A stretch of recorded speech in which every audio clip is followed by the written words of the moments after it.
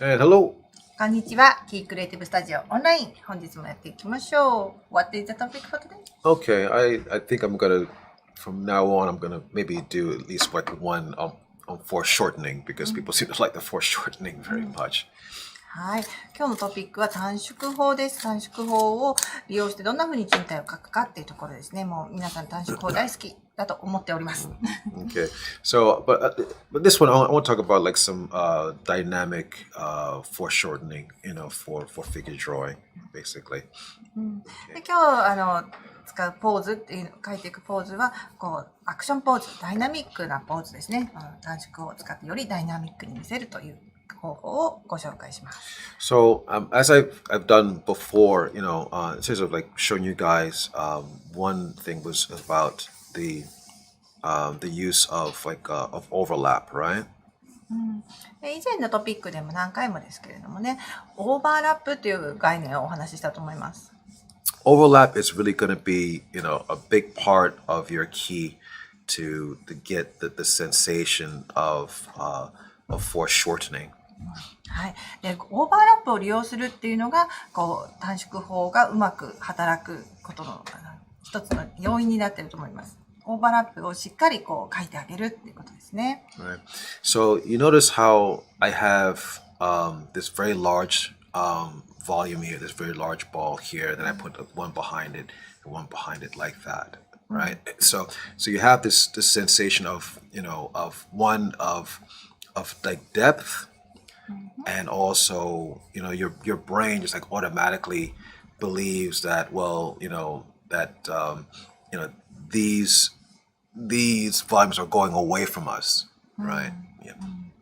はい。で、今この画面でご覧いただいているように、まず最初に大きな丸を書いて、球体ですね。その後ろに球体を2つ書きました。そうすると、これを見た人はですね、一番手前のところに大きな球体があって、でその2つは奥の方にギューっていってるなっていうような奥行きを感じると思います。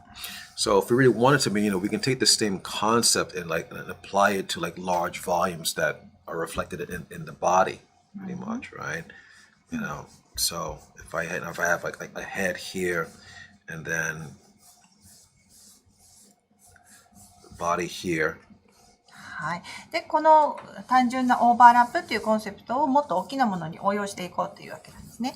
で頭がありまして、それから胴体がありまして、今腕のところまで書いてみましたね。And then, yeah. So it's not much different from what I'm doing here. This is volume for the body, volume for the head, volume for the arm, and of course like the hand. The hand is coming forward, like this. はい。で、先ほどの球体とこの下に書いた人物でやってることはほとんど同じなんです。頭を描いて、胴体を描いて、腕があって、前腕があって、そして手がものすごく手前に来てるっていう感じがすると思います。見るとね、そんな風に感覚を受け取ると思います。So that's a basic thing. It's just in terms, our eyes. We understand like things that are coming towards us tend to be a little bit bigger, right? Things that are a bit farther away are going to look a little bit smaller. はい。で、目で見たときに視覚情報として受け取るのは、大きいものは手前に、小さいものは奥にあるっていう判断ですね。そういうふうに目は脳みそに情報を伝えます。I'm doing this kind of like I'm really pushing it here, like with this almost like this Jack Kirby, kind of foreshortening, but actually, that's why Jack Kirby is cool. はい。では、その短縮法を結構ちょっと強めに使ってですね、ジャック・カービー先生風のイラストにしてます。多分でもジャック・カービーの方がもっとずっと描けると思います。Yeah. But that's the thing, Jack Kirby really, took that idea and he really pushed it. Even though his drawings were very crude, they just had this dynamic aspect that people just it hit people, and they felt the power and the action of it, and there was a lot of drama, はい。でアメコミのキングでありますジャック・カービー先生ですね。絵がとっても綺麗だとか、素敵な絵だなっていう感じではないんですね。もうどちらかというと荒削りな絵なんですけれども、でもそれがこう読む人たちの心を捉えたりとか、同じ同僚のアーティストたちもジャック・カービーが描く絵はすごいよね。そのダイナミックさはもうすごいよねっていうような絵を描くアーティストでした。なのでもうそのジャック・カービーらしさを捉えつつ、さらにそれになんて言うんでしょうね、ジャック・カービーに負けないようにこうギュッと短縮法を今加えながら描いております。Okay. So, I'm just using a lot of now I'm sorry this is very sketchy, but I think we can still feel like this like this thing like this hand is gonna come out and it's going someplace, right? はい。でもこれすごくラフなスケッチではありますけれども、こう手がね、画面からギュって飛び出てくるような、向こうの腕から前の腕に流れるような流れとか、そういったものを感じられるんじゃないでしょうか。Right. So obviously, like he's like running. This guy is like running towards us, or whatever. 走ってこっちに向かってきてる感じです。Yeah. So it's got that, but when you do this kind of thing, like you really want to, don't be afraid like to push it. I'm going to run off the page. I'm being too dynamic here. そうね、ページからはみ出るくらいダイナミックに書きすぎちゃったって言ってますけれども、これもダイナミックで行こうって決めたら、そこをですね、こう抑えないでいいと思います。もうできるだけやっちゃおうっていう感じでね、こう大小の差をつけるとかっていうのをやっていただければと思います。Sorry, but I think you guys like can get the idea here. That overlap is it's forcing our eyes to think that this thing is really pushing towards us. This guy, I guess he's running towards he's going. Oh, you can't see it. I'm so sorry, but he's going someplace in a very dynamic way. でもこの力強さっていうのは伝わってくるんじゃないかなって思います。オーバーラップっていうのをしっかり利用してあげることで、この前後の関係っていうのが脳みその方に伝わってきます。なので、このダイナミックさを伝えるためにはオーバーラップの大事さっていうのはこの絵からもお分かりいただけたのではないかなと思います。Okay. I think we have time maybe for like one or two more. Maybe. Okay. So I'll do another one. はい。もう少しでもやってみますね。別の例でご覧に入れます。All right. So let's say some guy is maybe he's pointing towards something over here or going over this way. はい。なんかね、ちょっとこの向かって左側ですね。左側の方に何か物があるぞって感じでこう指さしてる感じのポーズにしたいと思います。By the way, I think I said in an earlier video about the importance of like understanding perspective. Okay, and what I mean by that is like when it comes to like the figure drawing, you don't have to like break out your ruler and stuff like that and be exact, but you need to have like a general idea of like how like 2-point perspective works or 3-point perspective works, because it's going to support your how you actually like lay the figure onto the page in space. はい。で、こんな風にですね、ダイナミックなポーズを描くときに、実はちょっとパースが必要になってきます。で、パースっていうのはだいたい2点通し法か3点通し法です。で、もう定規を使って、例えばこう、なんていうんですかね、補助線を引いてとかっていう、そんな正確さはいらないんですけれども、この奥行きを表すっていう目的において、どこが見えてるのかで、どの面をしっかり描くのかみたいなところがパースを当てはめてみるとはっきり分かってくるので、少しねパースのお勉強もしてください。Yeah, because if you have an understanding like like if this is like 2-point perspective I have here, right? So obviously like if I have like this going away, things on this side are going to be smaller. Things around this area are going to be a little bit bigger on this side. はい。2点通しを今ちょっと右上の方で説明してみましたけれども、こんな見え方をしているボックスがあるとすると、こう右側の方の収束点に向かっていくところがだんだんちっちゃくなっていく。遠くの方がちっちゃくなっていくっていう規則と、それから、面がより多く見えてる方の方が長いですよね。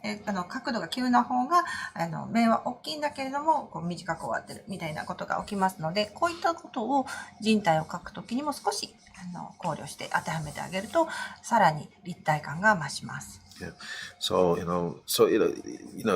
you guys should really just give yourself a chance to take. Actually, one of my exercises was like to do some exercises like with organic shapes and also like just putting some boxes in perspective so you can get your head in the right direction. You know, as you before you sit down like to draw. It's almost like a warm up before you're sketching warm ups in a way. それで今頭のところにボックスを書いてますけれども、この向きをしっかり示すよっていうことでボックスを助けにしているわけですね。なので、人物画を描くにしても他のどんなものを描くにしても、最初のウォームアップセッションで例えばオーバーラップの球を書いてみるとか、あとはいろんな向きで、ボックスを書いてみるっていうことをしていくと、こんな風に紙の上には立体が表現できるんだなっていう、頭のウォームアップにもなると思います。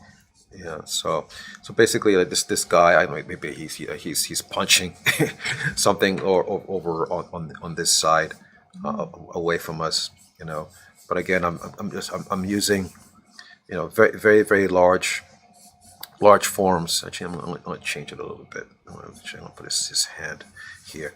But obviously, like this hand is gonna be, or this front part of his arm is gonna be a little bit bigger towards this. Everything like that is going to be smaller and like going away. はい。で、こっち側に向かって今手をグンって伸ばしているところを書いて、少しずつ調整しながら書いてるんですけども、気をつけていることは、近くのものは大きくっていうことです。そして、見てる人から遠いものに関しては少し小さくしてあげます。そうすることで、奥行きとかダイナミックさが伝わってきます。Okay. So yeah, so this is coming forward, and you know what, actually. And maybe he has, maybe this is coming a little bit bigger here.